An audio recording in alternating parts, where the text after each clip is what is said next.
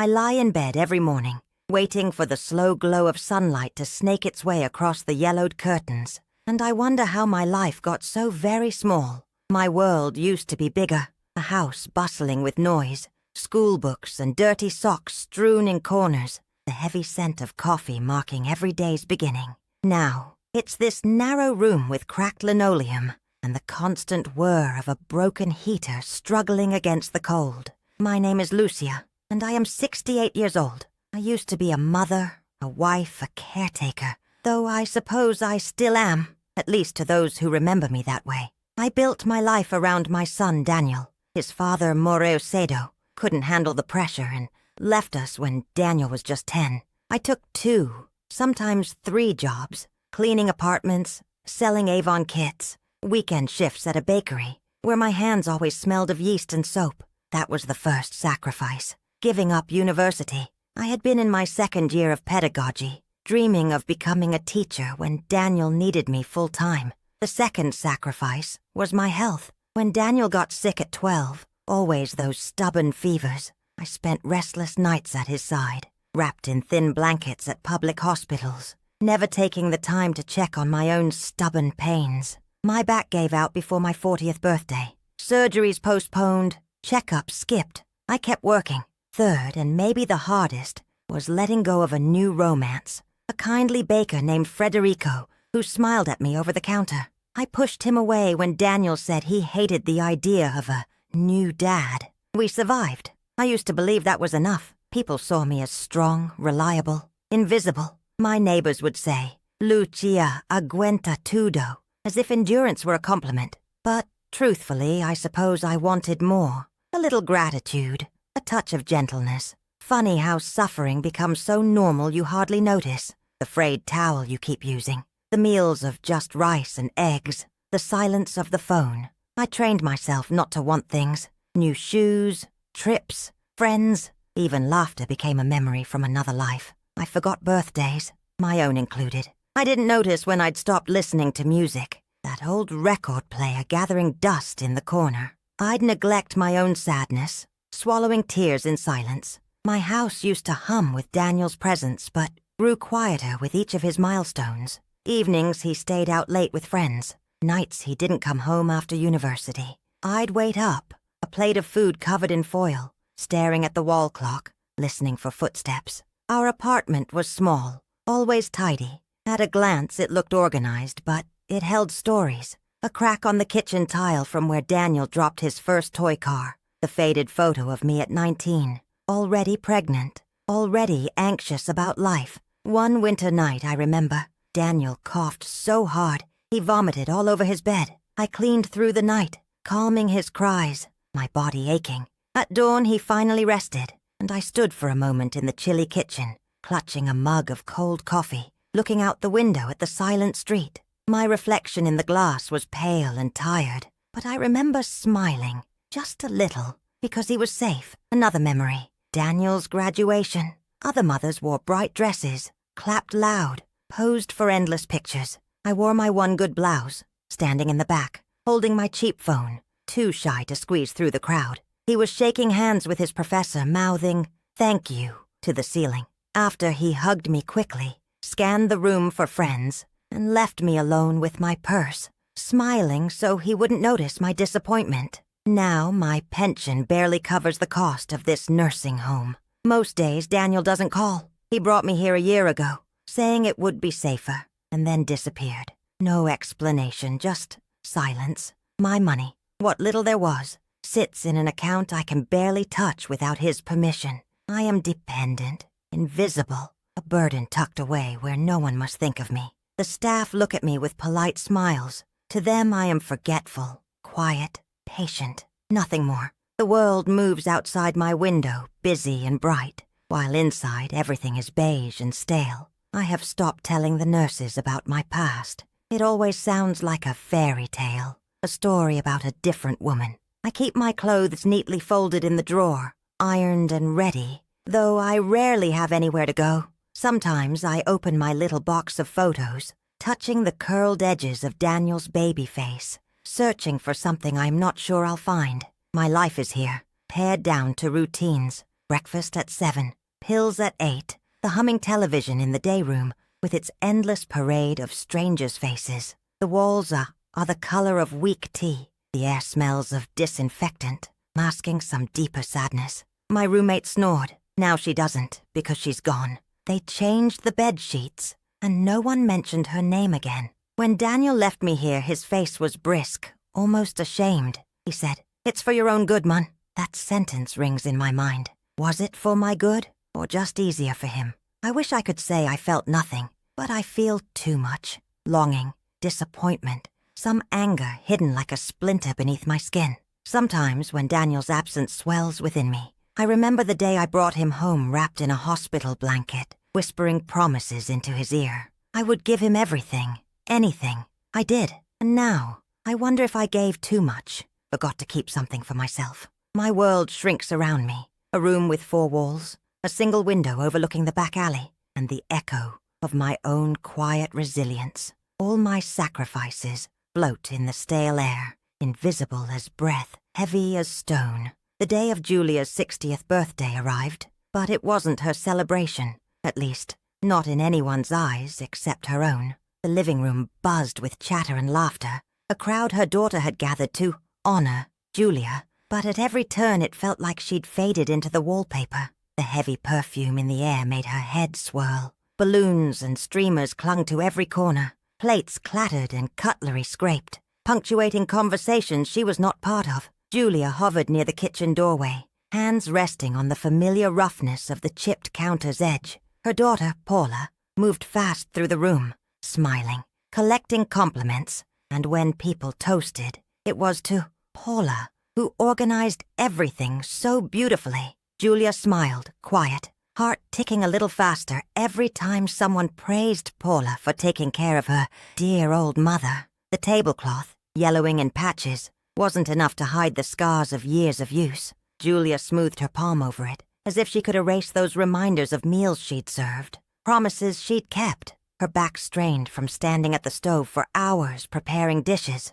Her own birthday, so she had to cook, because no one makes food like you, Mun. As guests helped themselves, Paula's husband stood at the center of the room giving a little speech. "Let's raise a glass to Paula for making her Mother's Day so special." Smiles circled, glasses clinked, and every eye followed Paula, not Julia. A few feet away, her granddaughter, Anna, scrolled through her phone during the applause. Julia's hands trembled over the punch bowl. She tried to blend in, busying herself with serving drinks, scraping plates, giving the illusion of purpose. The brightness of the house lights made her skin itch. Noises pressed in on her, voices overlapping and washing over any attempt at focus. At one point, she overheard a woman Julia barely knew say, "It must be hard getting older and needing so much help. Good thing Paula is so devoted." The woman didn't look at Julia as she spoke. Paula nodded, catching Julia's gaze for a second, but her eyes slid away. Julia's heartbeat beat louder in her throat.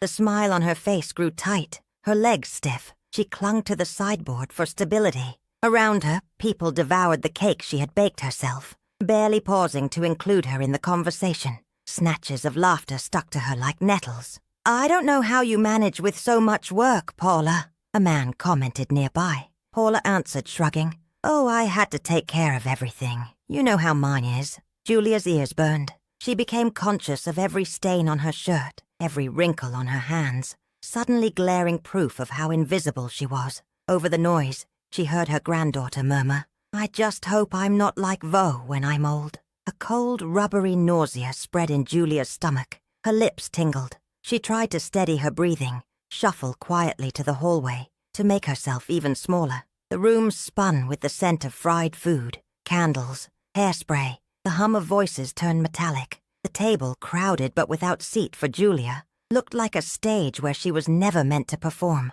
She held herself upright, jaw tight, fingers squeezing the fabric of her skirt. An old neighbor approached her. "You must be so proud of your daughter," she said, looking past Julia toward Paula. Julia tried to answer, but her throat closed. She nodded, words choking behind her teeth. The final straw came when Paula laughed a little too loudly and said for everyone to hear, "Mine didn't want anything big. She just gets overwhelmed. So let's not expect much from her." The room erupted in laughter. Someone snapped a picture of Julia, cheeks flushed, eyes shining with unshed tears. A guest leaned close and whispered, "Don't worry. It's just her way, dear." The platitude stung more than any insult. No one else said a word. Julia felt every eye on her, but saw none truly looking. The party swirled around her, noisy and blinding, while she stood motionless, an island in her own home. Each sound, each indifferent glance, seemed to push her further into the shadows. She wished, for one wild moment, to disappear entirely, or to shout, break through the noise, be seen. The crowd celebrated, oblivious, and she drifted, battered and unseen, through the heart of the festivities. It was a Wednesday morning, and the air still felt heavy from the night before. I woke earlier than usual, startled out of a restless sleep, my hands twisting the edge of my old blanket. My mind kept repeating fragments of last night's humiliation, as if some cruel editor inside me was looping the memory until I learned my part. I sat upright on my hard, sunken mattress, letting the dim blue light creep in between brittle blinds, breathing in the familiar mix of damp and dust. I brushed my teeth slowly, avoiding my reflection in the foggy mirror above the chipped sink. Still, my eyes found themselves. There was a flicker there I hadn't recognized for years. Not just pain, but something firmer, sharper. I let my fingers linger under the cold faucet, grounding myself in the icy sting on my skin. Today, something in me had shifted. Getting dressed, I chose the plainest clothes I owned, the same faded jeans and knit shirt I wore on tired errands. No pretense anymore. No careful effort to blend into a background where I was already invisible. I gathered my bag, hands trembling just a bit, and left for the city. As I walked to the bus stop, I kept thinking about everything that had led here. I remembered the way my sister had laughed last night, arm in arm with my son, tossing her perfect hair as if mocking me on purpose, or maybe not even noticing me at all. That flash of shame, the twisting heat under my collarbone, the casual, careless words. "She's always just here, isn't she?" They'd sliced right through me, but the wound they left must have been deeper than I noticed. I felt like a living ghost, drifting just outside everyone's line of sight. The bus rumbled past my stop with its familiar rattle. I almost didn't get on. One old instinct told me to return home and scrape together another day of hiding, miniaturize myself into convenience for everyone else. But the other voice, raw from last night, urged me to act, just once, just for myself. Halfway through the bus ride, with the city blurring behind dirt-streaked windows, I decided what to do. My knuckles paled as I clutched the bar. I wouldn't be making dinner tonight. I wouldn't refill prescriptions, collect laundry from my daughter's floor,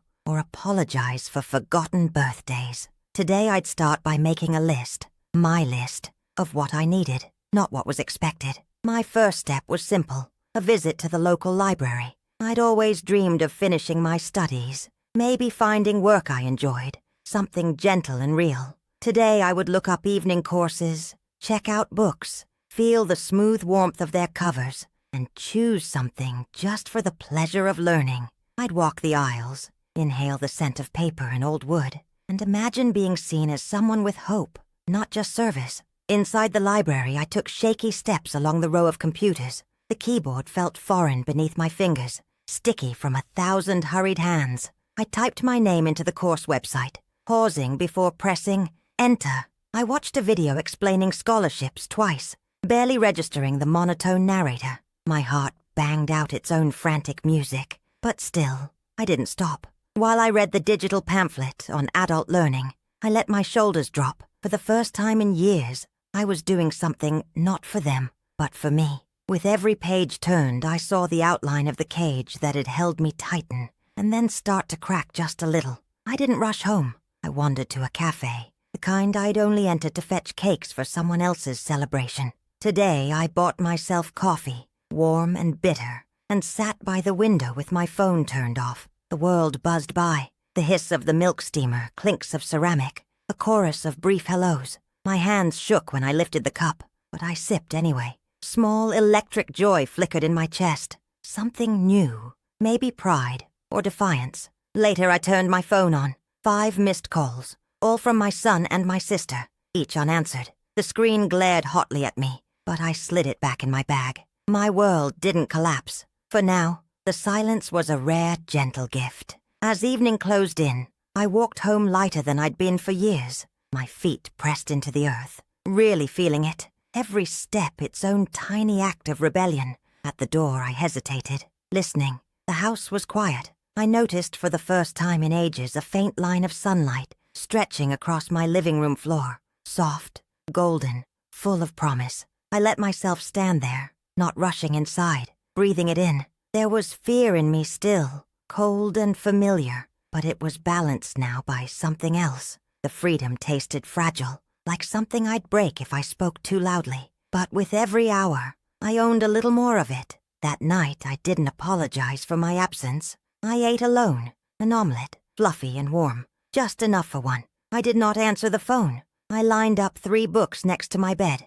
and read until sleep came. For the first time in decades, my dreams belonged only to me. That night, after the party, I lay in bed for hours, unable to sleep, eyes open in the dark, feeling the pulse of humiliation throbbing inside me. The apartment seemed cold and strangely foreign, as if I was seeing it with new eyes. The small cracks in the ceiling, the chipped edge of the kitchen counter, the stack of old bills and announcements Maria and Paolo had tossed on the entrance table, as if organizing the mess was my natural duty. Before I would tidy everything in silence, a quiet gesture of love. Tonight I just stared. I walked slowly to the living room and sat, letting the hush of the early hours soak into my skin.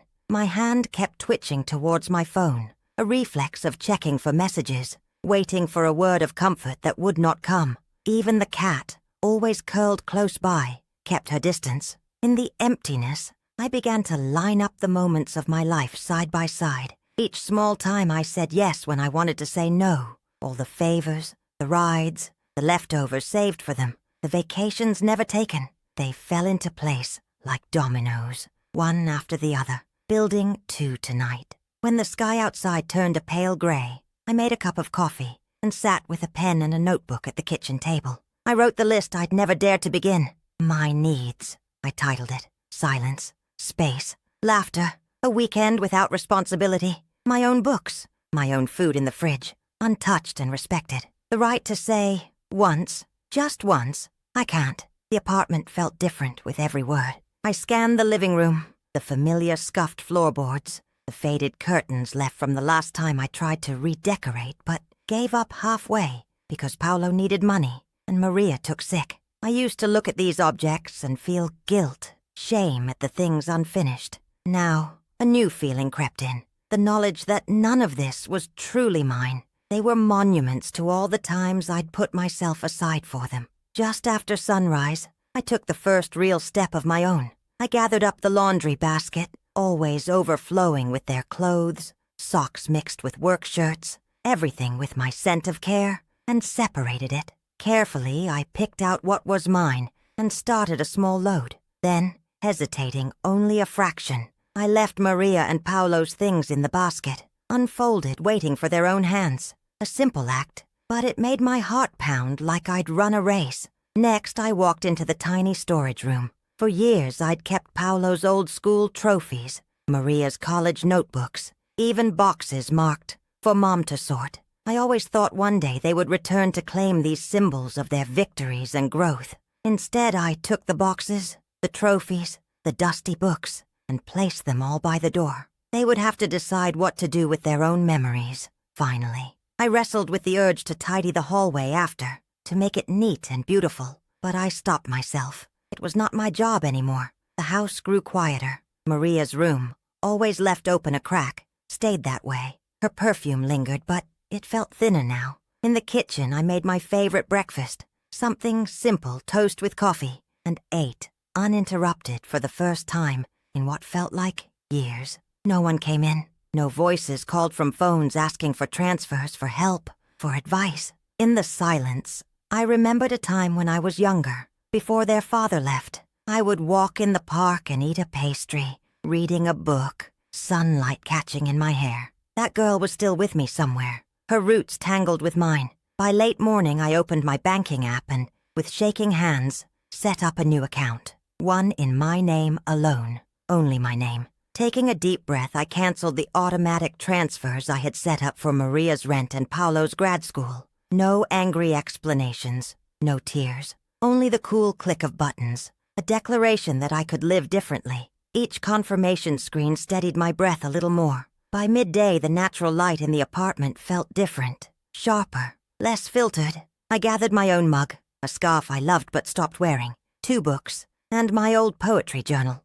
items that truly belonged to me. I placed them on my bedside table, a small island that was only unmistakably mine. Early in the afternoon, as if summoned, Paolo called. I saw his name and stared at the phone vibrating on the table, the old compulsion spiking. I almost answered, almost slipped back to my script, but I didn't. I let it ring, and when the buzzing stopped, a second and then a third, his messages came in.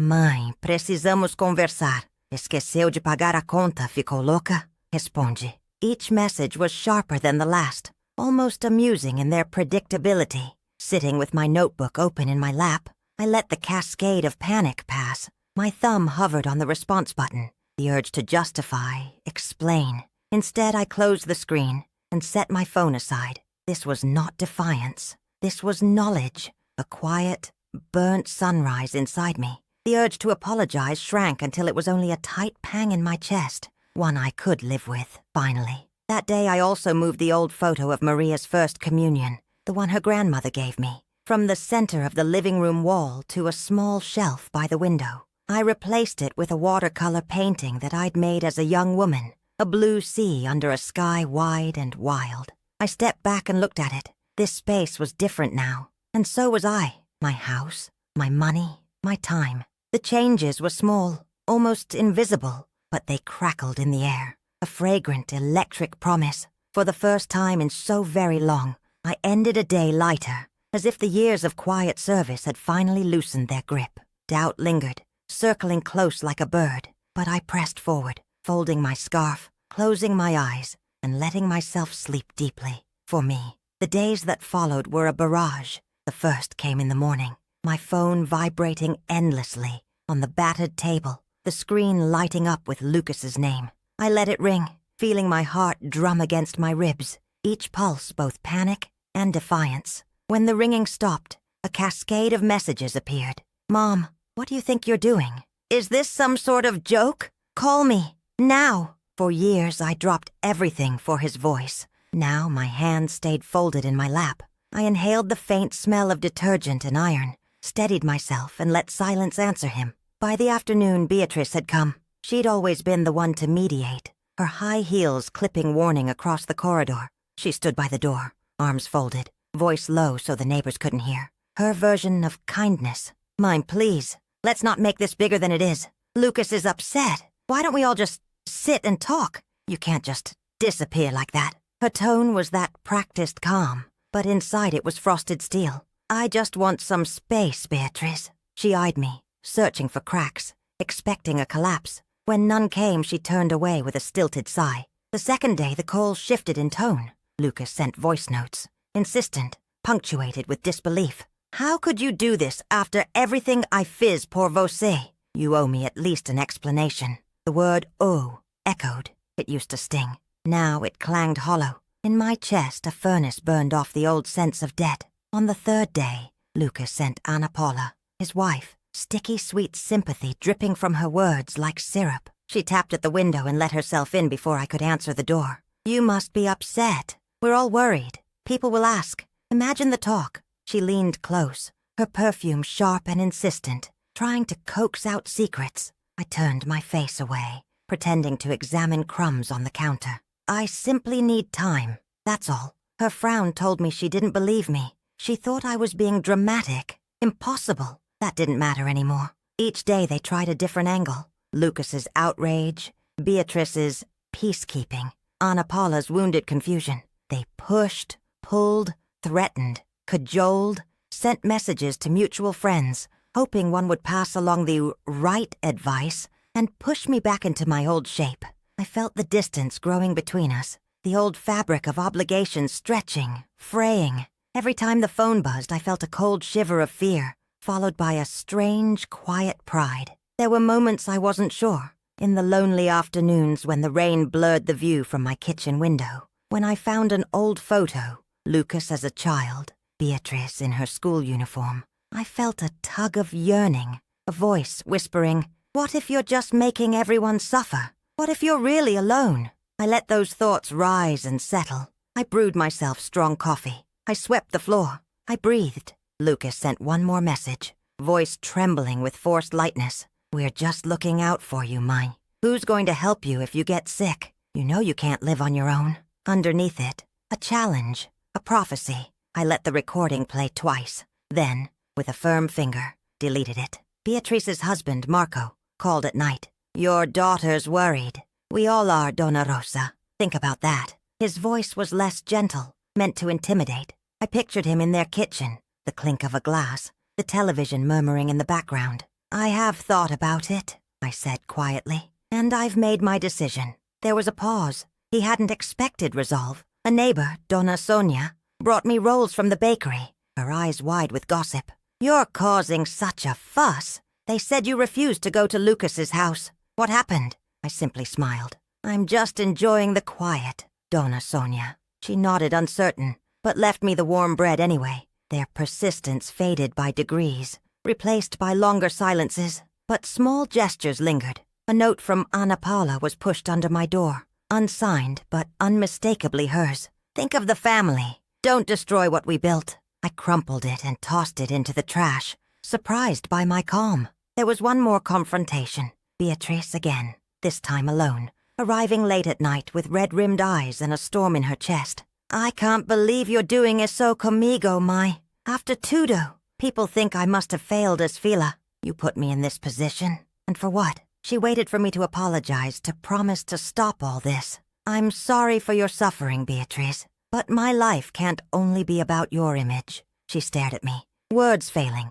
face caught between shock and fury. She left without hugging me, slamming the door. Afterward, silence settled deeper, but it was different now. A silence with boundaries, not emptiness. Alone, but not abandoned. I started to dream again. Little things. Repainting the living room, learning to grow tomatoes on the balcony, inviting Donna Sonia for Sunday coffee. In the quiet, I shaped a thinner but stronger thread between myself and the world, not spun from duty, but from choice. That was my victory. Not grand, but sturdy. A life rebuilt quietly from the rubble of the roles they had tried to force me into. Step by careful step, I drew a new line, and I did not let it break. I woke up early, before the birds or even the first bus rolling down the avenue. The house was silent, a silence so thick it pressed into my chest. I walked to the kitchen out of habit, flicked on the coffee pot, and noticed the flicker on the table. A faded envelope, not new,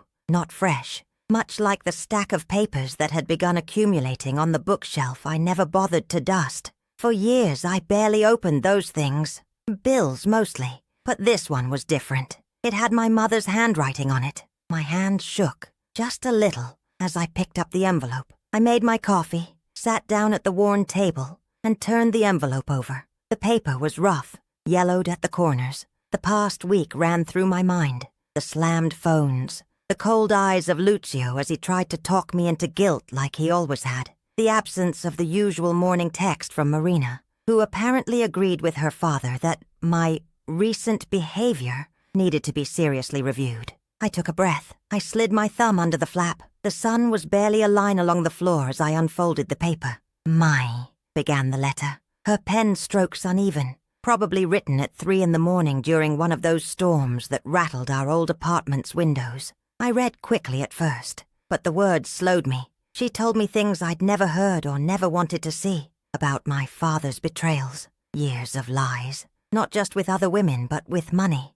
the apartment put in other names, the life insurance with a beneficiary that wasn't us. She had known. She'd covered up for me, for my brother, for herself maybe most of all. I thought silence would protect you, but I have regrets. You deserve to know. If you read this, promise no abaixa cabeça nunca mais. A cold wave ran over my skin. My arms prickled. The table, the chipped mug, the cheap curtain, they all felt suddenly foreign. How had I lived all these decades inside a story, edited by everyone but myself? I could taste something metallic. Anger or maybe disappointment. Both, probably. I sat back, hands in my lap, the letter trembling on the formica surface. The memories played now with new colors. Lucio's insistence that I don't meddle in business. My sense of gratitude every time Marina pitched in for groceries, as if she was doing me a grand favor. I thought about that day years ago, when I gave up a job I wanted, at Lucio's request. "It's better for everyone," he said, and I believed him, or at least tried, but it was all built on a swamp of lies. I wiped my eyes, staring at the brown ring my cup had begun to leave on the table. My mother's handwriting wavered in front of me, but the message was solid. I traced her words with my finger, as if to be certain they were real. There was a strange sense of relief easing into my bones. The story wasn't my fault. The sacrifices, the humiliation, none of it was truly about my own value. Guilt, like a heavy coat, slid just a little off my shoulders. A heavy silence settled again, but different. A vacuum waiting to be filled by something new. I got up, folded the letter and tucked it into my shirt pocket, close to my heart. Later that morning I walked past the closet in the hall and stopped. On the top shelf was a box I never opened. Inside it were old photos. My parents holding me when I was small. My mother's hesitant smile. My father's gaze that now looked greedy, knowing what I knew.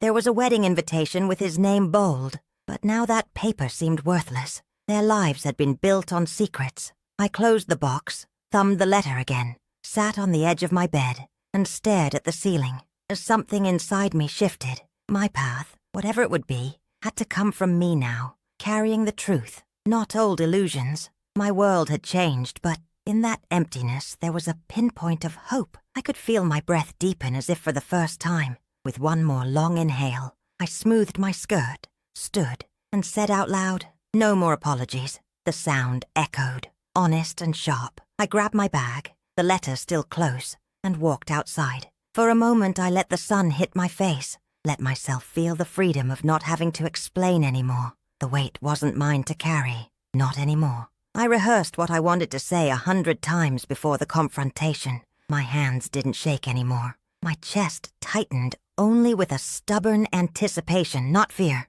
I took the bus, watching the city whiz by outside the fogged glass. The same streets I'd walked for years, but now they felt different, wider, cleaner, empty of ghosts. At the end of the line, I walked the block to the house. The day was cloudy. Light barely filtered between the heavy, silent clouds. The air was thick with the scent of damp earth and car exhaust. Unmistakable, almost grounding. He stood at the gate, already waiting, arms folded in that old posture of authority. His face wore the same mask, tightened around the eyes, mouth set. I noticed how small he seemed outside the monument I'd built for him in my mind. For a moment I remembered the weight of expectation, but it passed. I pushed open the gate. Gravel crunched under my shoes. He didn't step aside. I could smell his aftershave, sharp and out of place, as if he'd tried to prepare himself. "We need to talk," he started, voice clipped. "I'll talk. You can listen." He frowned. "If this is about last week, you know things got out of hand. Everyone was upset. I'm done explaining myself to you. I'm done apologizing. I came for me. Not for more excuses. Not for more guilt." The words were heavy, almost physical. He flinched. "You're being unfair," he said, voice rising.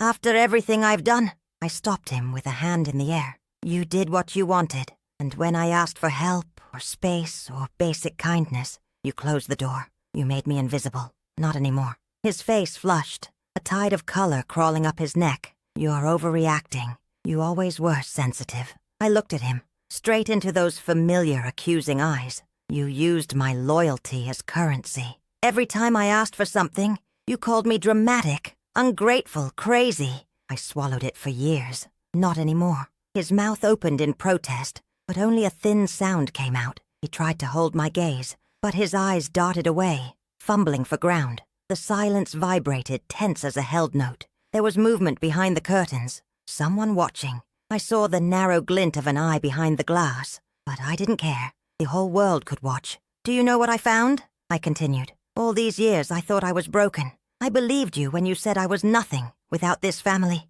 You lied. You were always afraid that one day I'd see what you really are. Just small." There it was. The air between us snapped. A string cut. He tried to thunder back. "You're ruining this family. Does that make you happy? After your mother, And me, after everything. I let his words fall. You said I ruined things just by existing differently. You don't get to tell my story anymore. He stepped forward, lowering his voice. Don't think you can just erase your obligations. Don't imagine you'll live in peace because I already do, I interrupted. Every step away from you. I breathe easier. I don't fear your silences or your outbursts. You can keep them. My voice grew stronger as I spoke. The knot in my chest unraveled with each word. I didn't shout. I was finished pouring myself out into this well of absence. His hand clenched around the gate. You're still my family. Blood is. Blood means nothing without respect. I choose who stands with me now,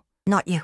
He sagged, shoulders drooping more than I'd ever seen. For a heartbeat, he was just a tired, bitter man. He offered a final desperate plea. Don't do this. You'll regret it. You'll come back. You always do. I shook my head. No, not this time. You lost that power, and if regret comes, I'll handle it. It's mine, not yours. Wind picked up dust around our feet, the only testimony to the shift. I stepped backward, putting space between us that, for the first time, he did not cross. He stared, silent now, the threat gone, just confusion and a fading anger. Maybe he saw it, in that final moment, the lines on my face traced with survival, not submission. I turned away, not out of spite, but because there was nothing left between us to look at. At the end of the street, I paused and didn't look back. The world smelled sharper, the breeze freer. The weight on my shoulders had slid off, left at that rusted gate, never to return. The morning after the confrontation, I woke with a weightless feeling in my chest. Nothing outside had changed. The traffic buzzed. The neighbor's radio drifted through the window. The kettle sputtered on the stove. Yet everything inside me was rearranged, as if someone had cleaned the clutter from unseen corners of my heart. I cleared the small wooden table in the kitchen, wiped every inch, and sat in the sunlight that filtered through the curtains. For the first time in years, I let myself linger in silence, neither tense nor waiting. There was a loaf of fresh bread from the bakery, real butter, a bowl of strawberries. I ate each bite slowly, tasting every flavor, sweet, tart, rich, without looking over my shoulder, without rationing or serving others first. Later I opened the windows wide and let the breeze carry away the stale sense of old anxieties, the shame that clung to the drapes and walls. I took down the old family photos, the ones where I only saw my own uncertainty, and replaced them with a print I had always loved. Bold sunflowers, bright and unapologetic. The room glowed with new color. In the afternoon, my neighbor Anna knocked. Her arms dripped with bags of oranges from her tree. She looked at me, really looked. Not out of pity or expectation, but genuine curiosity. Come for coffee, she asked. We sat together, sharing stories and laughing about our separate histories. Not out of obligation, but because it felt good. For the first time in as long as I could remember, I found my voice easy and true, not watered down for someone else's comfort. We talked about books, about small dreams still tucked away. Not once did I mention the sacrifice or duty or fear. Anna listened, delight sparking in the lines of her face, when I spoke of simple pleasures, long walks, dark chocolate, singing to the radio while cleaning. The sun moved slowly across the table, warming our hands. That evening I planned a little ritual of my own. I brewed herbal tea, lit a small candle, and wrote a letter, to myself this time. I promised to protect the small, stubborn parts of me that others had trampled over. I promised to trust my own seasons, to walk at my own pace. I folded the letter into an envelope and tucked it inside the drawer where I used to keep bills and reminders for everyone else. Now, it was for me. The apartment breathed differently, my laughter echoing off the higher ceiling, the sharp mint of clean sheets, the feeling of space where demands used to crowd in. I called my daughter, not to check up or problem solve, but to invite her for dinner next week. She accepted with a light in her voice. There was no guilt, no negotiation, just two people who wanted to share time. Later, as night settled, I sat by the open window and watched city lights flicker. I closed my eyes and felt my own presence fill the room, rich and calm, a life belonging to me. The world was not perfectly silent or still. Car horns blared, a dog barked, laughter drifted faintly from the street. But now these sounds felt like notes in a new melody, not interruptions. I ran my hand over the kitchen table. Sunlight faded, but warmth lingering, and I smiled. The line between past and future had softened, but I stood firm on this side. Whatever tomorrow brought, I would greet it as I am now, freer, fuller, ready. I am not afraid of the space I take up. This is my season.